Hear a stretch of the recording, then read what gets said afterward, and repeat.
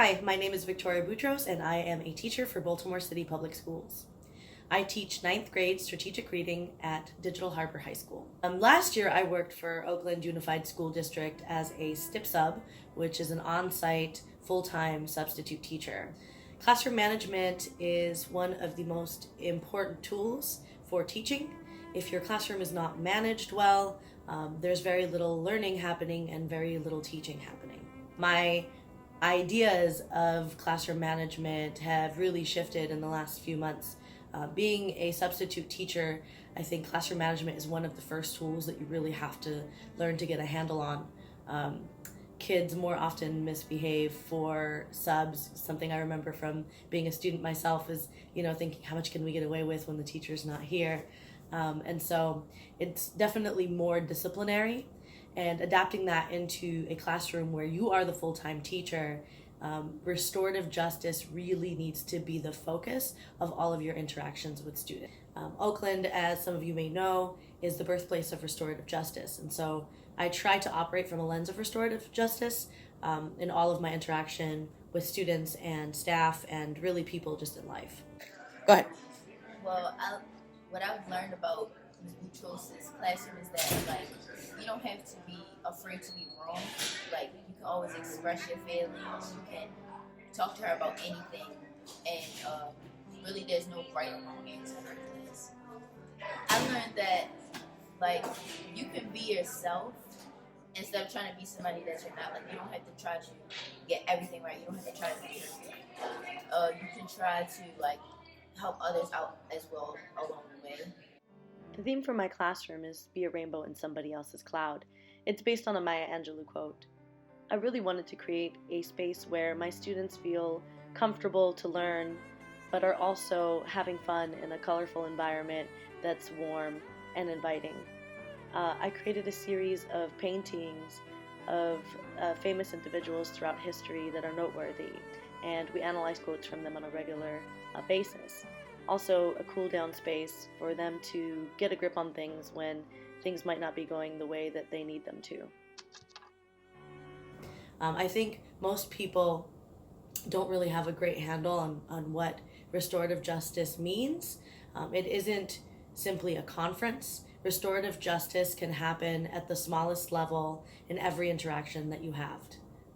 I think when most people think about restorative justice, they think, oh, it's a circle, it's a conference. And yes, it is, but restorative justice is really the foundation of all of the interactions that I have with my students. It's about restoring the peace when the peace has been broken. And that's doesn't have to be a huge conference every single time there is an issue.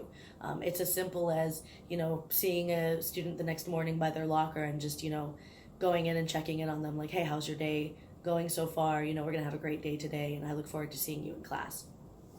One of my coworkers said it best when she said, even my students that give me the hardest times, I am happy to see because I know what the alternative is. And so it's about being happy to see your students and understanding that every day is a new day. Oh my God, this number. Kimora has her hand almost touching the ceiling, so I'm gonna let her share. Go ahead, Kimora. We're gonna be respectful, right? We just went through this. We're gonna be respectful when our classmates are sharing things or talking. Go ahead, Kimora.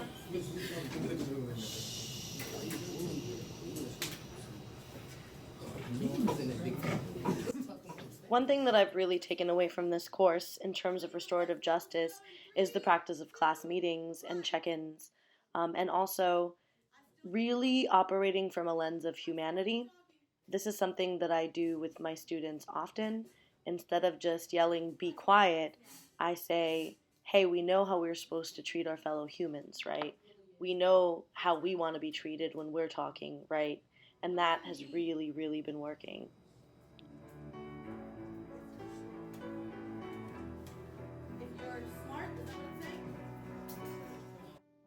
Our biweekly class meetings have been such a hit. They have really helped me create a space of cooperation without too much dominance, which Marzano says is one of the most essential tools to creating an environment where students can learn. I try to create a space where students are accepted as individuals, a safe space where empathy is shown across the board. My students are so smart. I have no doubt that they are going to create such meaningful change in the world. And not only do they have this exuberant intelligence, but they also are just so lively and so just amazing. They're funny, they make my day every day, and I couldn't imagine life without them at this point.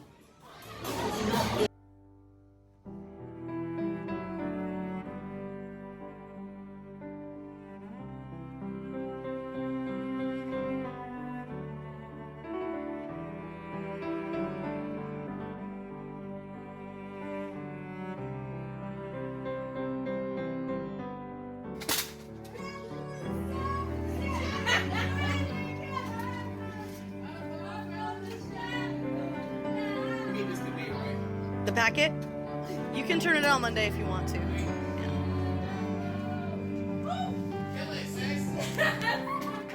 Some evidence that these strategies are working is I have this normal lunch crew that now comes in to hang out with me. It started off because they had detention and they just kept coming back, which is kind of amazing.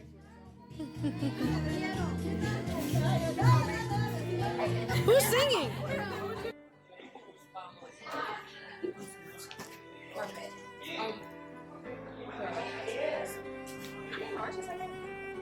Aw, that's sweet. Anything in particular? Well,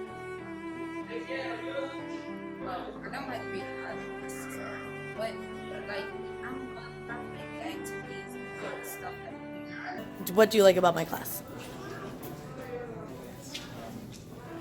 I'm gonna research. Okay. I like that how we have a topic every week, so it's not just random stuff, and we always have a topic to say on, and you can relate the topic to the next topic. Is there something else we're searching for? I'm falling. Okay. Stop!